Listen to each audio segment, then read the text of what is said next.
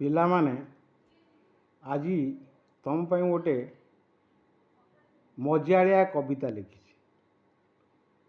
କବିତାଟିର ନାଁ ହେଲା ବାଇ ଚଢ଼େଇ ଓ ଡାମରାକ। ବାଇ ଚଢ଼େଇ ଓ ଡାମରାକ। ତାହେଲେ ଶୁଣିବା। ଚାଇଁ କିରି କିରି ଚିକିରି ଚାଇଁ ତାଳ ବରଡ଼ାରେ ବାୟା ଚଢ଼େଇ ବୁଣୁଛି ତାଟିକି ବସା। ବା ବରଷା ଆସିଲେ ମାଡ଼ି ହବ ନାହିଁ ଲୋକ ହସା। ବା ବତାସ ଆସିଲେ ମାଡ଼ି ହବ ନାହିଁ ଲୋକ ହସା।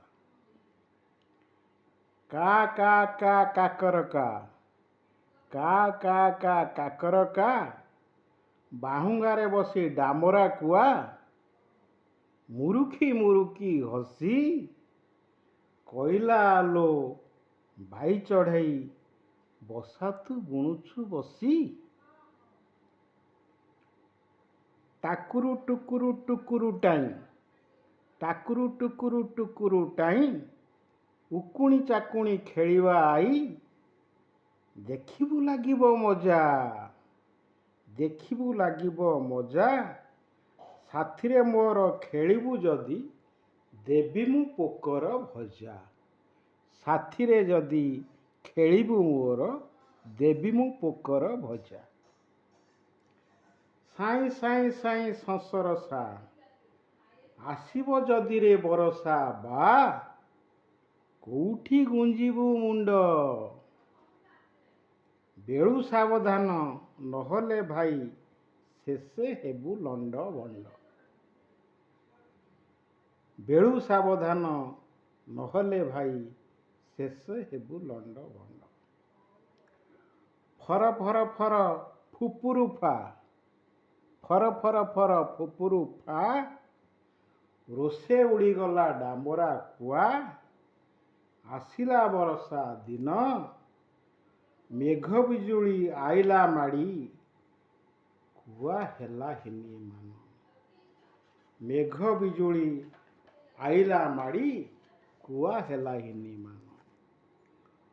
ଥୁଥୁରୁ ଥୁଥୁରୁ ଥୁଥୁରୁ ଥୁ ଝଡ଼ି ବରଷାକୁ ପବନ ସୁ। ଥୁଥୁରୁ ଥୁଥୁରୁ ଥୁଥୁରୁ ଥୁ ଝଡ଼ି ବରଷାକୁ ପବନ ସୁ। 7 ଦିନ ହେଲା ଝଡ଼ ମୁଣ୍ଡ ଗୁଞ୍ଜିବାକୁ ଜାଗା ମିଳୁନାହିଁ ଡାମରା କୁଆକୁ ଜର। ମୁଣ୍ଡ ଗୁଞ୍ଜିବାକୁ ଜାଗା ମିଳୁନାହିଁ ଡାମରା କୁଆକୁ ଜର।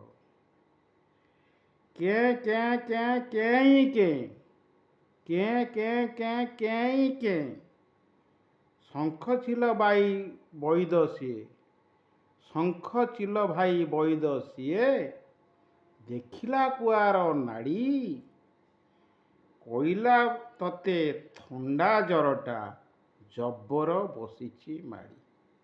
କହିଲା ତତେ ଥଣ୍ଡା ଜରଟା ଜବର ବସିଛି ମାଡ଼ି। ଭେଁ ଭେଁ ଭେଁ ଭେଁକି ଭେଁ କୁଆ ମୁଣ୍ଡ ହେଲା କଟର କେଁ କୁଆ ମୁଣ୍ଡ ହେଲା କଟର କେଁ ନିଜକୁ କହିଲା ନିଜେ ନିଜକୁ କହିଲା ନିଜେ ବାଇ ଚଢ଼େଇର କଥା ମାନିଥିଲେ ବାଇ ଚଢ଼େଇର କଥା ମାନିଥିଲେ ସୁଖେ ରହିଥାନ୍ତି ନିଜେ। ବାଇ ଚଢ଼େଇର କଥା ମାନିଥିଲେ ସୁଖେ ରହିଥାନ୍ତି ନିଜେ। ବାଇ ଚଢ଼େଇର କଥା କୁଆ ମାନିଲା ନାହିଁ ତେଣୁ ଓଦା ହେଲା। ଥଣ୍ଡା ଜର ସର୍ଦ୍ଦି କାଶ ତାକୁ ଧରିଲା। ବଡ଼ ବ୍ୟସ୍ତ ହେଲା। ଆଉ କେଉଁଠି ତାକୁ ଜାଗା ମିଳିଲାନି ଟିକେ ରହିବା ପାଇଁ। ଜର ଥଣ୍ଡା ହେଲା। ଶଙ୍ଖ ଚିଲ ଭାଇ ଆସି ତା ନାଡ଼ିକି ଦେଖିଲା ବେଳକୁ ତାକୁ ପ୍ରବଳ ଜର। ତାକୁ ଦବେଇ ଦେଲା ବା ମେଡ଼ିସିନ ଦେଲା ସେ ଭଲ ହେଲା। ସେଠୁ ନିଜେ ବୁଝିଲା ଯଦି ମୁଁ ବାଇ ଚଢ଼େଇର କଥା ମାନିଥାନ୍ତି ତେବେ ମୋତେ ଇଏ ହଇରାଣ ହେବାକୁ ପଡ଼ିନଥାନ୍ତା।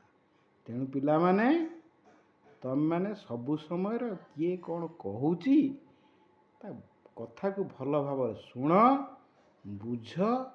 ଯଦି ସେ ଠିକ୍ କହୁଛି ତାହେଲେ ତା କଥାକୁ ମାନ, ନହେଲେ କୁଆ ପରି ହଇରାଣ ହେବ। ବୁଝିଲ?